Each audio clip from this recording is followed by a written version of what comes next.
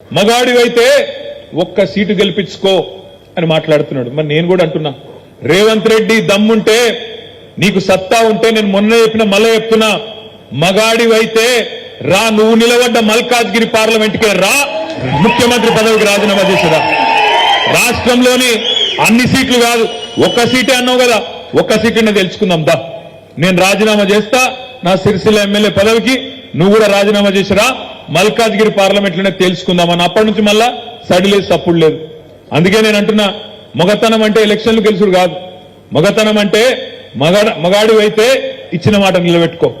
2 లక్షల రుణమాఫీ అన్నావు, దమ్ముంటే 100 రోజుల్లో మార్చి 17 లోపల 2 లక్షల రుణమాఫీ చేసి రైతులకు సాయం చేయని మాట నేను డిమాండ్ చేస్తా ఉన్నాం. దమ్ముంటే మగాడివైతే ఇచ్చిన మాట ప్రకారం రైతు భరోసా అన్నావు కదా, అది చేసి చూపెట్టు. దమ్ముంటే మగాడివైతే ఇవాళ పంటలు ఎండిపోతున్నాయి, పంటలకు నీళ్ళి, గొంతులు ఎండిపోతున్నాయి, ఆ ఎండిన గొంతులకు నీళ్ళి. మగాడివైతే మా ఆడబిడ్డలకు ఇచ్చిన మాట, మహాలక్ష్మి అన్నావు, కోడళ్లుంటే 2500, ఇంట్లో అత్తలు అవ్వలుంటే తాతలుంటే 4000 అన్నావు. కేసీఆర్ ఒక్క అవ్వకో తాతకో ఇస్తుండు, నేను ఇద్దరికి ఇస్తా అన్నావు. ఈ దమ్ముంటే గా పని చేసి చూపెట్టు. మగాడివైతే గా పని చేసి చూపెట్టు. ఇవాళ నోటికొచ్చిన మాటలు, నోటికొచ్చిన సొల్లు పురాణం, ఎటు పడతట అబద్ధాలు చెప్పి ఇవాళ గద్దెనెక్కి ఓడ మీద ఉన్నప్పుడు ఓడమల్లన్న, ఒడ్డుకెక్కినాక బోడమల్లన్న అన్నట్టు ఇవాళ ప్రజలను కించపరిచే విధంగా చిల్లర మాటలు మాట్లాడుతూ ఉన్నాడు ఈ ముఖ్యమంత్రి. కేసీఆర్ కు సవాలు విసురుతున్నా, నువ్వు డబుల్ బెడ్రూమ్ ఇల్లు ఇచ్చినా దళితులను ఆదుకున్నా అంటున్నావు కదా. ఏ ఏ ఊర్లలో అయితే కేసీఆర్ డబుల్ బెడ్రూమ్ ఇల్లు ఇచ్చిండో ఆ ఊర్లలో నువ్వు ఓట్లు వేయించుకో. ఏ ఊర్లో అయితే ఇందిరమ్మ ఇండ్లు ఉన్నాయో ఆ ఊర్లో మేము ఓట్లు వేయించుకుంటాం. ఈ సవాల్కు సిద్ధమా అని చెప్పి నేను కేసీఆర్ని అడుగుతున్నా. ఇక ఈయన ఇట్లుంటే ఇక మోడీ అయితే ఇక ఆయన మాటలకు అద్దే లేదు నాయన. ఆయన మంచి మంచి డ్రెస్సులు వేసుకుంటాడు, తీయ తీయగా మాటలు చెప్తాడు. ఆయన బీజేపీ ఎన్నికల మేనిఫెస్టోలో చెప్పారు 2022 వరకు భారతదేశంలో ఉన్న పేదోళ్లకు 100% ఇండ్లు కట్టిస్తాం. ప్రధానమంత్రి ఆవాస్ యోజన పథకం కింద దేశంలో ఉండే ప్రతి పేదవాడికి ఇల్లు కట్టిస్తా అని అడిగాడు. నేను ఇవాళ సూటిగా కిషన్ రెడ్డి గారిని, ఆయన డాక్టర్ లక్ష్మణ్ను నేను అడుగుతున్న ఈ వేదిక మీద నుంచి మీడియా మిత్రుల సాక్షిగా, ఈటెల రాజేందర్ని అడుగుతున్నా, ప్రధానమంత్రి ఆవాస్ యోజన కింద తెలంగాణ రాష్ట్రంలో మీరు ఏడ ఇల్లు కట్టించినో చూపిస్తురండి. మీరు ఏడ ఇల్లు కట్టిస్తే ఆ ఊర్లో ఒక్క ఓటు కూడా మేము అడగం, ఆ ఓట్లన్నీ మీరే వేసుకోండి. మీ ఎన్నికల మేనిఫెస్టోలో లేదా 2022 వరకు ప్రతి పేదవాడికి ఇల్లు ఇస్తామన్న మాట వాస్తవం కాదా? తెలంగాణ రాష్ట్రంలో బీజేపీ ఎన్ని ఇల్లు ఇచ్చిందో ఇవాళ సమాధానం చెప్పాలి ఓట్లు అడగనికి వస్తే. నేను మీ అందరికి చేసే విజ్ఞప్తి ఒకటే, ప్రజలు మంట మీద ఉన్నారు. మీకు నాకంటే బాగా మీకే తెలుసు. ప్రజలు మంట మీద ఉన్నారు, కోపం మీద ఉన్నారు. ఈ కొత్త ప్రభుత్వం మమ్మల్ని ఆగం చేసింది అనే కోపం మీద ఉన్నారు. మా మైనారిటీ సోదరులు ఆలోచన చేస్తా ఉన్నారు, చూస్తా ఉన్నారు. ఈయన ఖచ్చితంగా గతంలో టీడీపీని ముంచిండు, ఇప్పుడు మళ్ళా కాంగ్రెస్ ను కూడా ముంచేటట్టే ఉన్నాడని చెప్పి మా మైనారిటీ సోదరులు కూడా ఆలోచన చేస్తా ఉన్నారు. ఎందుకంటే మీరు చూస్తున్నారు ఏం మాట్లాడుతున్నాడు ఆయన. ప్రధానమంత్రి ముంగట పోయి నిలబడి ఆప్ హమారే బడే భయ్యా హై, బడే బాయి హై అంటాడు. అందుకే కేసీఆర్ గారు ఎప్పుడు చెప్తుంటారు, బడే బాయితో బడే బాయి చోటే మియా సుబాన్ అల్లా అని చెప్తుంటారు కేసీఆర్ గారు. గట్లున్నది కథ ఇయ్యాల. అసలు బడే బాయ్ అట నరేంద్ర మోడీ.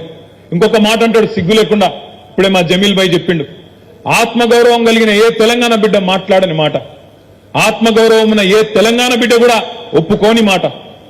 అన్ని రంగాలలో ఇవాళ తెలంగాణ భారతదేశానికి ఆదర్శంగా మారితే, మనం పెట్టిన రైతు బంధు దేశానికి ఆదర్శమై పిఎం కిసాన్ అయింది కదా.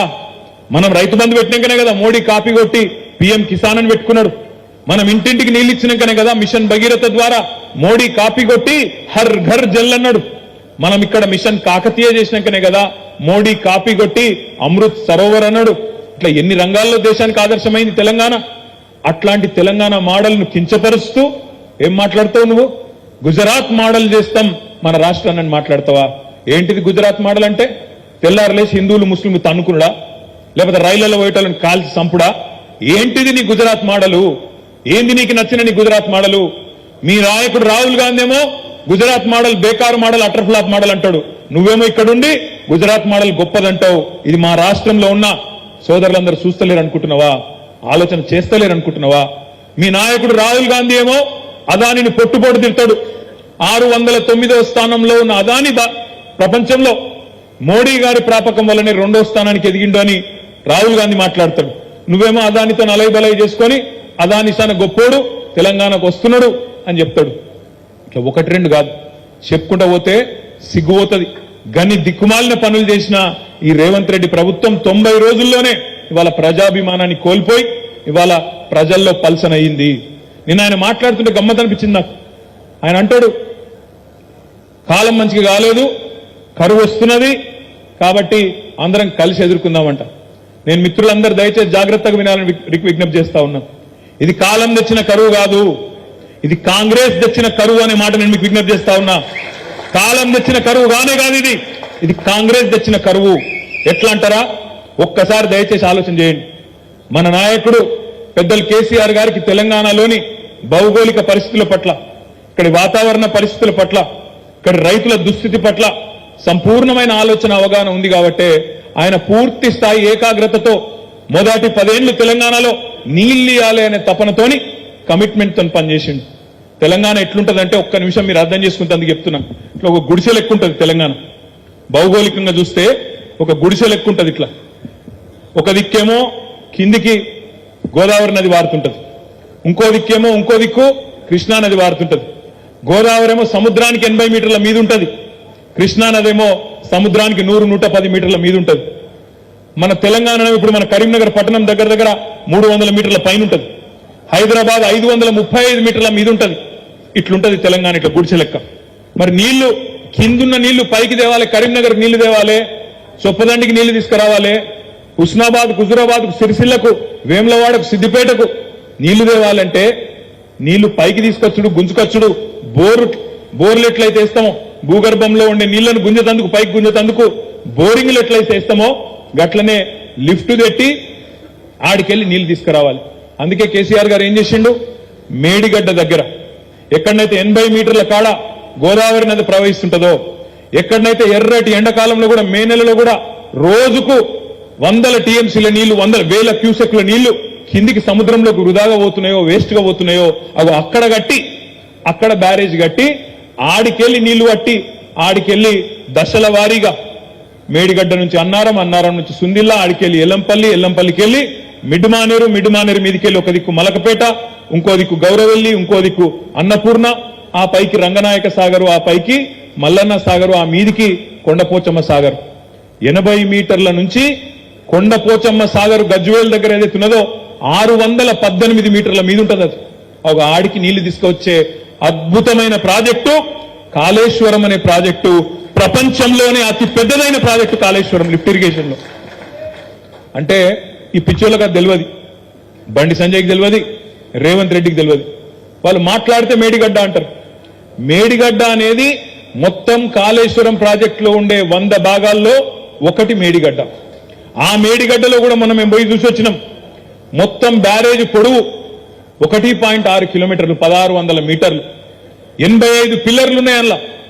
ఆ 85 పిల్లర్లల్లా ఒక పిల్లర్కు బాగా డ్యామేజ్ అయింది, ఇంకో 2 పిల్లర్లు పక్కయి కూడా దెబ్బతిన్నాయి.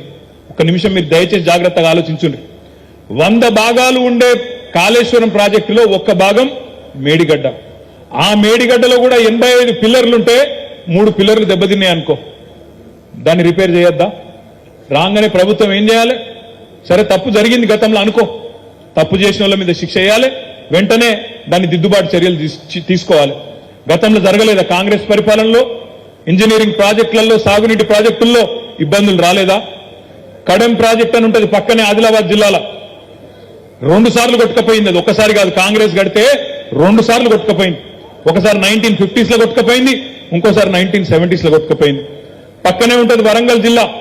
వరంగల్ జిల్లాలో ఒక ప్రాజెక్టు గుండ్లవాగు ప్రాజెక్ట్ అని వైఎస్ రాజశేఖర రెడ్డి గారు ఆనాడు ములుగు కాన్స్టిట్యున్సీలో ఉంటుంది ప్రస్తుతం. అక్కడ గడితే ఒకటే తారీఖు నాడు, ఒకటే తేదీ నాడు వరుసగా 2 సంవత్సరాలు కొట్టుకుపోయింది ఆ ప్రాజెక్ట్. ఈ రోజు మంత్రిగా ఉన్న సీతక్క గారు ఆ రోజు తెలుగుదేశం పార్టీలో ఉండే ఆమె ఆనాడు హన్మకొండకెళ్లి ములుగులో గోవిందరావుపేట మండలంలో ఉంటుంది అది ఆ ప్రాజెక్ట్. ఆడిదాకా పాదయాత్ర చేసి ధర్నా చేసి నానా రచ్చ చేసింది. మూసీ గేట్లు కొట్టుకపోలేదా? నాగార్జున సాగర్ ప్రాజెక్టులో లీకేజ్ రాలేదా? శ్రీశైలంలో లీకేజీలు రాలేదా? సమస్యలు వస్తాయి. ఒక ఇల్లు కట్టుకున్నప్పుడు, ఒక ఇల్లు కడితే, ఒక 4 బెడ్రూమ్ల ఇల్లు కడితే, ఒక బెడ్రూమ్లో ఎక్కడైనా చిన్నగా నీళ్లు గారుడు మొదలైంది అనుకో, ఇల్లు మొత్తం కూలగొడతావా? కూలగొట్టవు కదా. దానికి ఏమైనా ప్యాచ్ వర్క్ చేసి, రిపేర్ చేసి, మంచిగా వేసి, వాటర్ ప్రూఫింగ్ చేసి కాపాడుకుంటామా లేదా? కాంగ్రెస్ తెచ్చిన కరువు అని నేను ఉత్తగానే అంటలేను. కాలం తెచ్చిన కరువు కాదు, కాంగ్రెస్ తెచ్చిన కరువు అని నేను అంటలేను, ఉత్తగానే అంటలేను. ఎందుకంటే కేసీఆర్ గారు ఎంతో ముందు చూపుతోనే గతంలో ఎన్నో సంవత్సరాలు వరుస కరువు చూసినాం. కాబట్టే ఆ దరిద్రం వల్ల మనకు రావద్దని, ఆ దరిద్రం మీద, కరువు మీద సంధించిన బ్రహ్మాస్త్రమే కాళేశ్వరం ప్రాజెక్టు అనే మాట నేను మీకు విజ్ఞప్తి చేస్తా ఉన్నా.